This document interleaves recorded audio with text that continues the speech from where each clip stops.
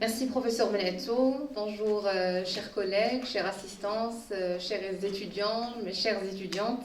Je me réjouis d'être parmi vous, de partager nos réflexions respectives sur la question de l'éducation artistique, culturelle et numérique. Un sujet d'actualité, surtout lorsqu'il s'agit de le lier à la question des soft skills. Ou à la question des compétences transversales. Autrement dit, comment faire de l'art un outil pédagogique pour développer les dites compétences en milieu scolaire.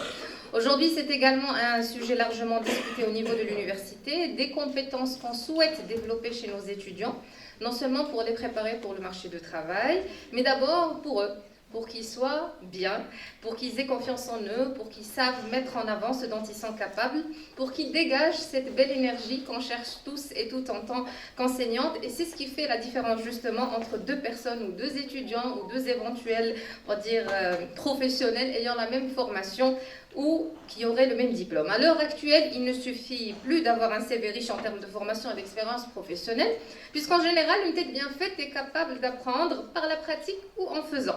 Mais il y a des compétences dites transversales qui permettent à l'individu de gérer des situations complexes, de travailler en développant un bon relationnel avec ses collègues, mais aussi de créer des idées nouvelles. Je contextualise également cette question de l'éducation artistique et sa liaison avec les compétences transversales au niveau du pacte ESRI, donc le plan national d'accélération de la transformation de l'écosystème de l'enseignement supérieur, de la recherche scientifique et de l'innovation, et qui vise justement, entre autres, à doter l'étudiant d'un ensemble de compétences. Vous voyez là donc tous les modules nouvellement programmés dans le cadre de la nouvelle réforme pédagogique, et vous avez donc des modules soft skills, méthodologie de travail universitaire, histoire, art et patrimoine du Maroc, droit, civisme et citoyenneté, avec tout un ensemble de digital skills. Maintenant, une définition rapide des concepts me paraît indispensable, non pas au commencement, mais avant le commencement. Je retiens la définition donc, de Bernard Rey. Les compétences transversales. Il s'agit de savoir-faire ou de disposition qu'on pourrait repérer ou tenter de construire chez les élèves et qui serait commun à plusieurs disciplines ou du moins qui ne serait pas spécifique à telle ou telle.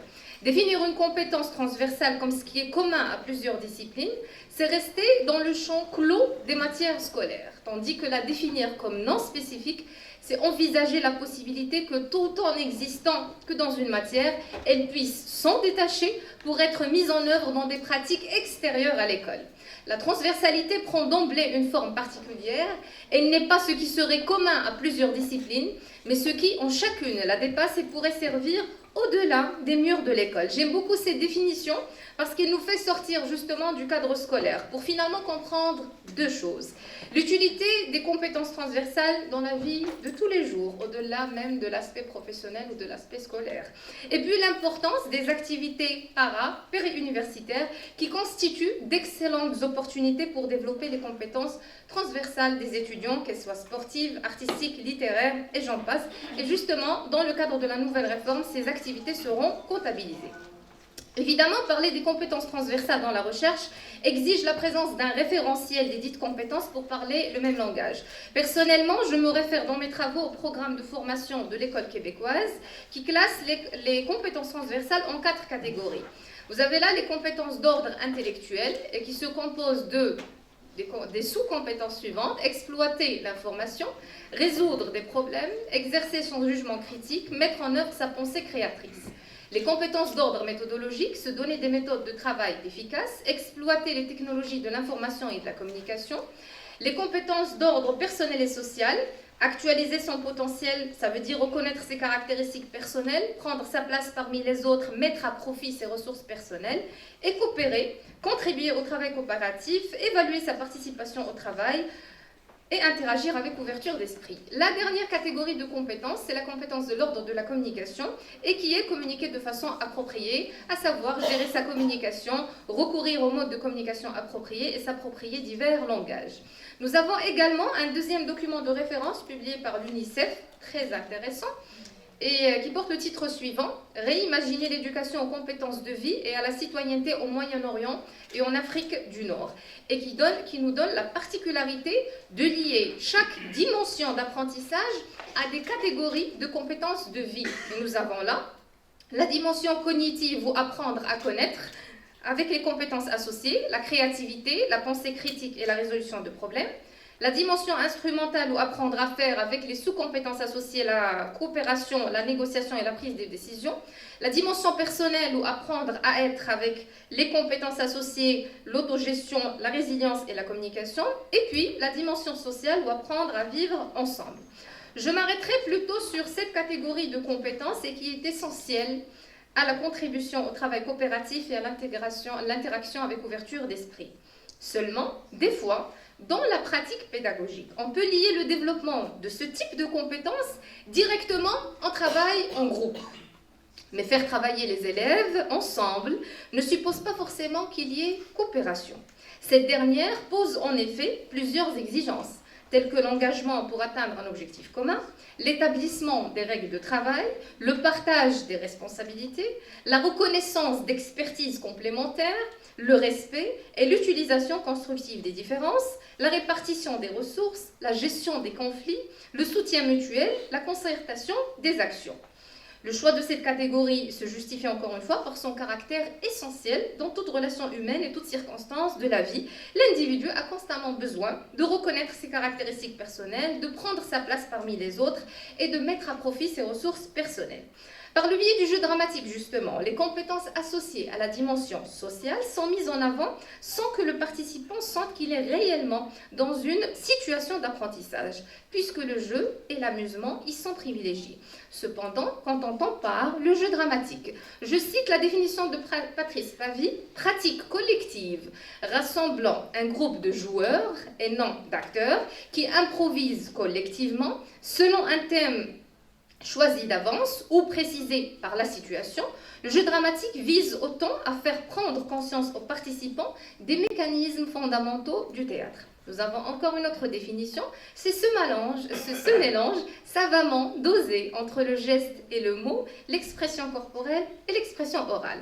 Ces quatre éléments, justement, selon Noël et Bernard Renaud, Corinne Vialaré, sont les principales techniques du jeu dramatique et qui sont l'expression corporelle, le mime, la relaxation et l'expression orale.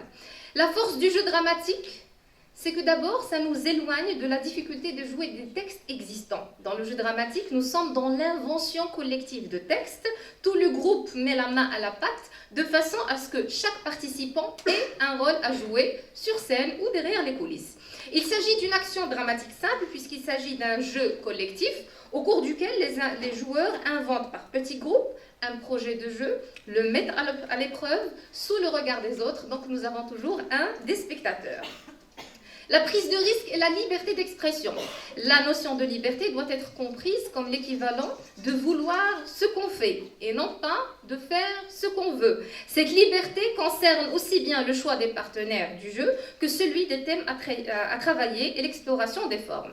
L'individu et le collectif, c'est une activité qui refuse la solitude du monde moderne, qui la combat et qui affirme l'importance de la confrontation aux autres imaginaires. C'est une remise en question des savoirs et certitudes. Les apprenants apprennent qu'on peut penser autrement qu'on pense et percevoir autrement qu'on voit, comme l'énonçait Foucault dans l'usage des plaisirs.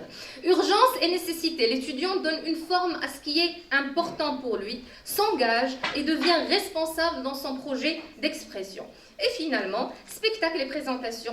Et là, on voit la différence du jeu dramatique par rapport au théâtre. Il se différencie du théâtre, le jeu dramatique, dans la mesure où il exclut tout jugement de valeur artistique. Le jeu dramatique refuse la compétition puisqu'il privilégie le travail sur le processus à l'œuvre dans le parcours que la valeur artistique du produit fini. Voilà, c'était pour développer la force du jeu dramatique et voir à quel point ces composantes sont en harmonie totale avec les compétences transversales. Maintenant, nous avons évoqué cette question ce matin sur comment évaluer cette compétence et c'est là toute justement la difficulté de l'évaluation des compétences transversales parce qu'on a du mal à les voir, on va dire, d'une façon palpable au même titre que les hard skills.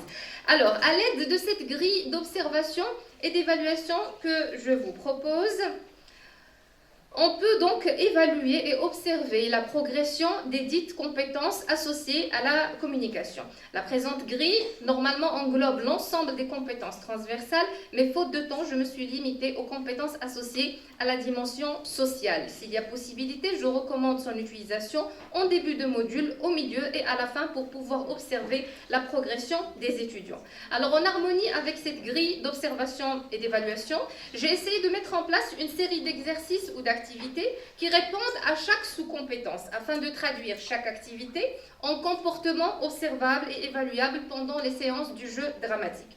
Les activités proposées peuvent constituer une base de travail, donc même pour les professeurs, on va dire qu'ils n'ont pas fait de théâtre parce qu'il s'agit justement des exercices d'entraînement de comédiens adaptés à des non-comédiens. Faute de temps, je ne pourrai pas présenter l'ensemble des activités, mais très brièvement, je vous donne l'exemple du jeu de la valise, par exemple, où le meneur du jeu demande aux participants du groupe d'avancer à tour de rôle jusqu'à la valise et d'y déposer des objets qu'ils voudraient emporter avec eux comme s'ils partaient en voyage. Le meneur du jeu leur demande de nommer ce qu'ils emportent et d'expliquer pourquoi. L'objectif est d'observer la capacité de l'apprenant d'abord à verbaliser ce qu'il fait et d'observer les échanges entre les membres du groupe qui ont préparé leur valise ensemble. Le promeneur, le direct où il s'agit d'inventer une émission télévisée avec animateurs et des experts invités sur des thématiques d'actualité, et les exemples, bien évidemment, se multiplient. En guise de conclusion, en parlant des compétences associées à la dimension sociale, il est vrai que l'enseignement de certaines disciplines s'imagine difficilement sans le travail en équipe.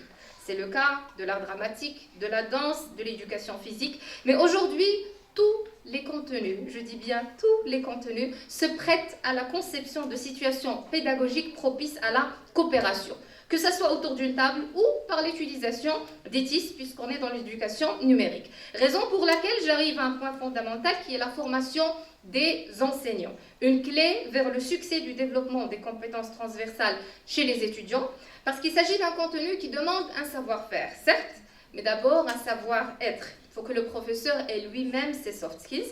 Et puis, c'est un enseignement qui exige un grand investissement de la part de l'enseignant, essentiellement sur le plan émotionnel, mais également sur le volet pédagogique. Il me paraît également nécessaire de s'ouvrir sur les différentes expressions artistiques pour développer les compétences transversales des étudiants.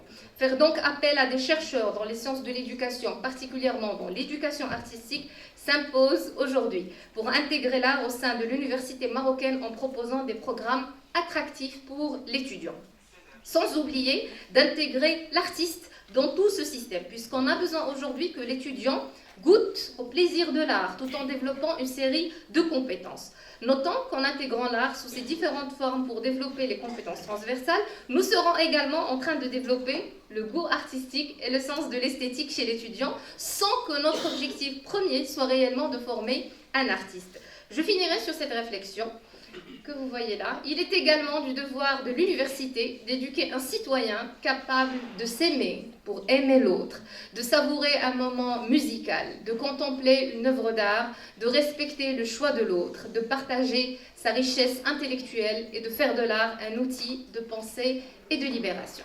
Je partage avec vous également donc, des références sur le jeu dramatique, également sur la question des compétences transversales, que vous pourriez bien évidemment prendre en photo et que je vous invite surtout à lire et à analyser à tête reposée. Voilà, merci pour votre écoute.